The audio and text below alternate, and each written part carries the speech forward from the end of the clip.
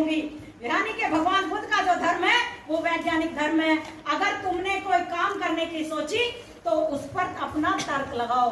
अगर मैं आज तुमसे ये कहकर जा रही हूँ कि बाबा साहेब की बात मानो तो मत मानो, लेकिन अपनी बुद्धि अपना तर्क लगाओ कि अगर राखी रावण और सहरा जी कुछ यहाँ बोल रहे थे और वो किताबें देके गए थे तो हमें उनकी बातों पर तर्क लगाना है। और तर्क लगाने के लिए ये जो हमारा इतिहास है, हमारे अभी पूर्वज जिंदा हैं, हम इनसे भी पूछ लेते हैं और हम अब भी जिंदा आप लोग भी हो। तो भारत का संविधान तुम्हें अनुसूचित जाति में रखता है। रोज अखबार में न्यूज आती है जब हमारे समाज की किसी बेटी का बलात्कार होता है या हत्या होती है या घर जलाया जाता है। अभी पंजाब के दलित मुख्यमंत्री बने हैं तो तुम्हारी गिनती हिंदुओं में क्यों नहीं आती है? दलित शब्द तुमसे क्यों जुड़ा है? अगर तुम हिंदू हो तो फिर दलित शब्द तुम्हारे लिए आना नहीं चाहिए।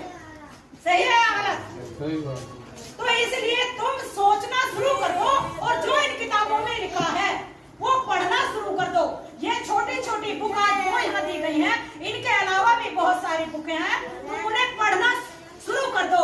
और जब इन्हें पढ़ोगे तो तुम्हें खुद ही अंदाजा लग जाएगा कि जब एक जूते चप्पल में बैठने वाला इस देश का महानायक, इस संसार का महानायक बन सकता है तो हम भी उस मार्ग पर चलकर, उसके बताए रास्ते पर चलकर तो कम से कम अपना उद्धार तो कर ही सकते हैं। इस कबाड़े को बाहर निकालकर एक अच्छा धर्म, एक अच्छी सोच तो हम अपने जीवन में, अपने घर में ला सकते हैं। और मात्र 2 लोगों को सुधारने की जिम्मेदारी अपने अपने कांधे पर ले लो। आज आपने 2 लोगों को सुधारने की ली तो वो 2 की ओर लेगा। और उदाहरण मैं देकर अगर जिस घर में आज हम बैठे थे उस घर की बेटी भी यही थी, अभी गई है। मैं किसी पे कमेंट नहीं कर रही, लेकिन ये जनरल बात है। अगर वो बेटी, इनके घर में पूजा पाठ होती है, बहुत बड़ा मंदिर बना हुआ है, वो बेटी एमए भी ऐड है, बहुत खुशी की बात है। लेकिन जिस तरीके से वो पूजा अर्चना यहाँ पे करती थी उसी तरीके से वहाँ पे भी कर रही है। जबकि वो बहन बता रही थी, वो बेटी बता रही थी कि मेरे पति नहीं मानते, मेरे पति मिल्खा परिवार होने के बाद भी ये अंधविश्वास में पूरी तरीके से जकड़े हुए हैं। और जो लोग अंधविश्वास में जकड़े होंगे, पैसा तो एक बार इनके पास आ सकता है लेकिन विकास इसे नहीं कहा जा सकता। पैसा अलग चीज है और विकास अलग चीज है, उन्नति अलग चीज है।